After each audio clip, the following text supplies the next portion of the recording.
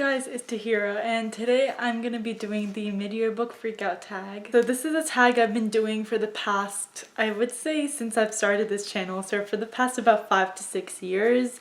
And I do it every single year around this time, and it's kind of a good way to reflect back on the last like half a year of reading. Anyways, it's a super popular tag, a lot of people do it, and I'm just gonna start.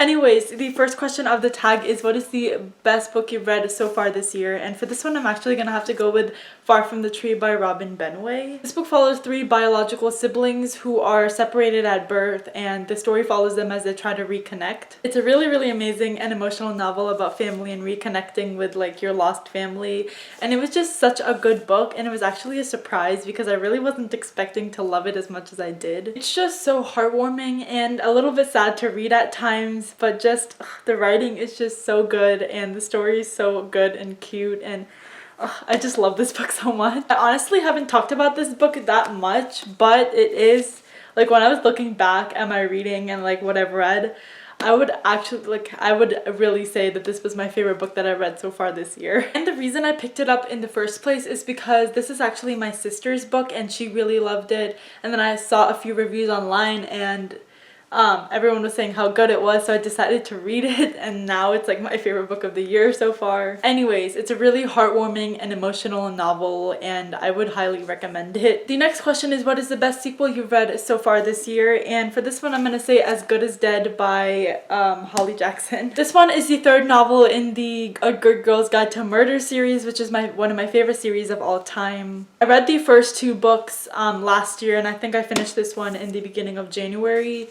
And it's a really amazing like mystery thriller series. So this book, or I guess the first book of this series, follows a girl named Pip, and she is doing a senior project, and she's kind of reopening this case that has been closed for a few years about the murder of this girl who went to her high school named Andy Bell. And everyone thinks that Andy's boyfriend Sal was the one who killed her, but Pip doesn't think that was the case, so she kind of reopens the case and tries to figure out who really killed Andy Bell. Anyways, the story obviously goes in different directions after the first book, but this was the last book and it was absolutely crazy. What I really love about this series in general is that it really doesn't spend a lot of time on outside fluffy stuff, I guess you would say. It really just focuses on the mystery and on the main character Pip solving that mystery. I don't know, some people might love the fluffy parts, but I just really loved that it was mainly focused on the mystery because it kept me on my toes. There was a lot of twists and reveals, and it was just a really great experience reading it. But yeah, I would say that this was the best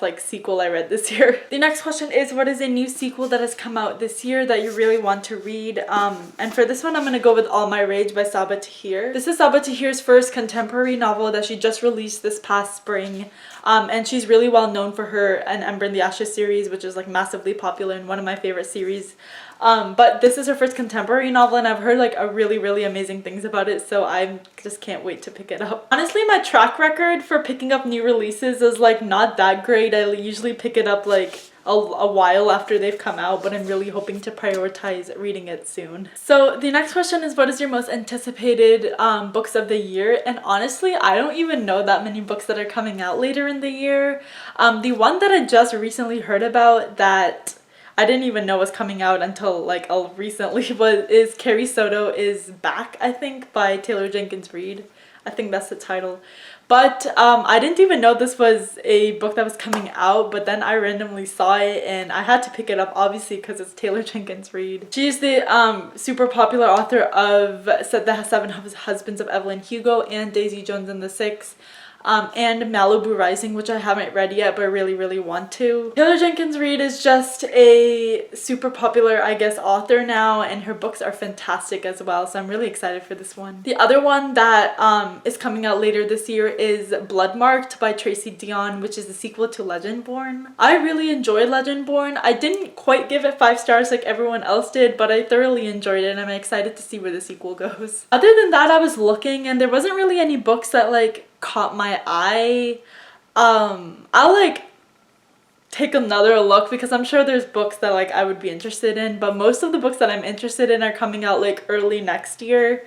Cassandra Clare's new book and Heartstopper Volume 5 and Holly Black's new book, but those are the 2 books that I'm most excited for the rest of the year. Next question is, what is your biggest disappointment?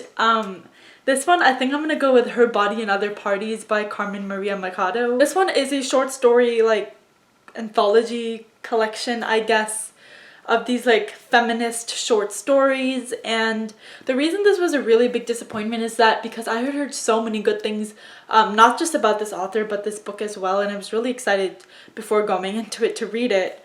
And then I read it and I didn't know like how metaphorical this book would be, and it is really, really metaphorical, to the point where almost none of the stories are like super direct and straightforward in the message that they're trying to send.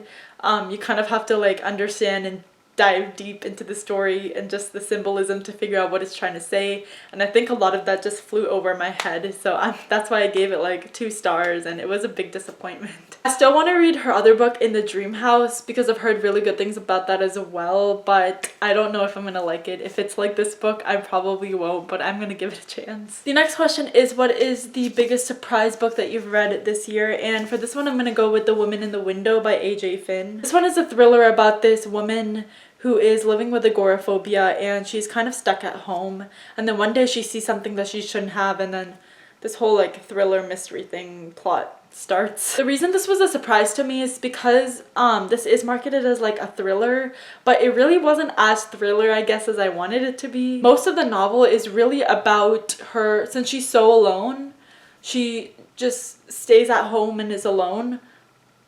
We just focus in on her life, and a lot of the story and a lot of the book is us just living her life with her as she goes about her day-to-day things and how she spends her time. And the actual like thriller stuff like actually happens towards the end, so I wanted it there to be a little bit more action and plot surrounding the thrillery part. So that's why it was a surprise, because it just wasn't what I was expecting.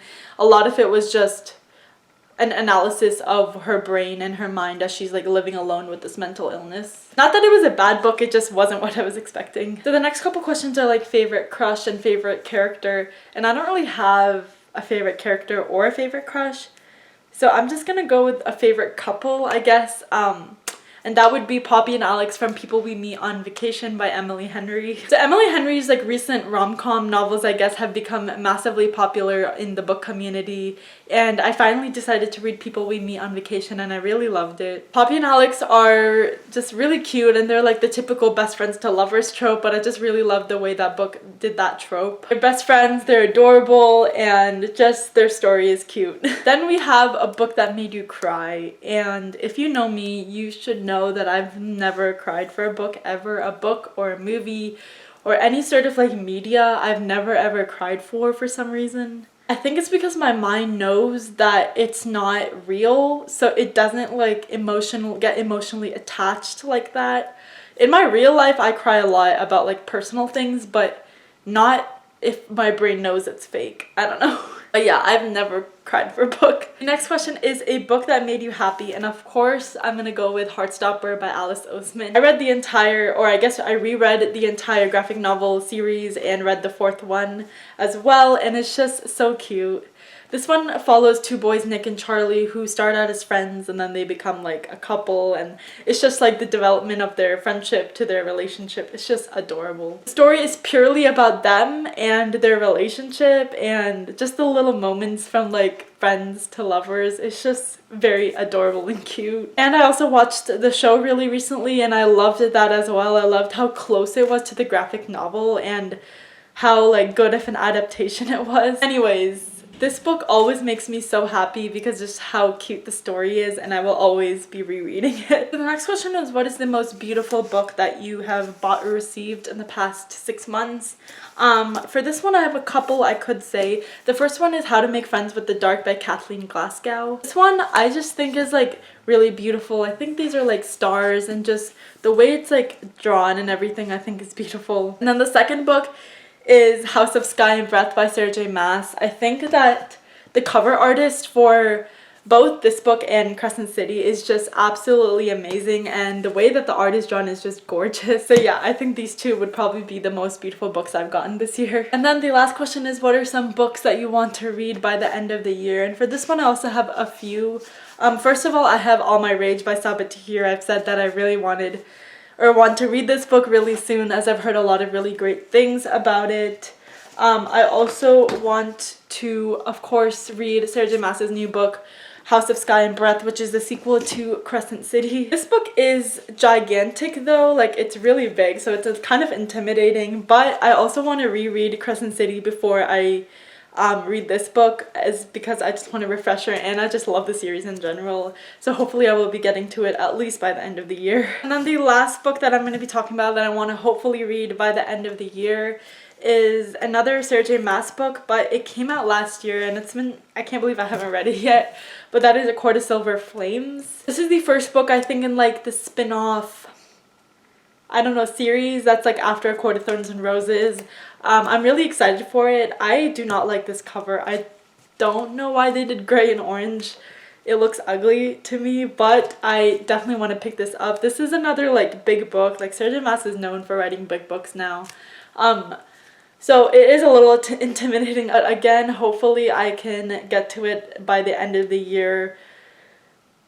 With college, it's hard to read books, it's hard to read a lot, but I'm hoping I can do it. Anyways, those are all the questions of the mid-year book Freakout tag. So far this year I've read about 21 books, I think, which is not bad. It's definitely, I think it's better than last year, or maybe it's not, I have no idea, but I'm hoping to read a lot over the summer, so hopefully that number can go up. I'm still a few books behind schedule, but only 4 books this time instead of, I think last year I was like 8 or 9 books behind, so I'm doing better than last year. But those are all of the questions, and that is it for this video. I hope you enjoyed, and I'll see you next time. Bye!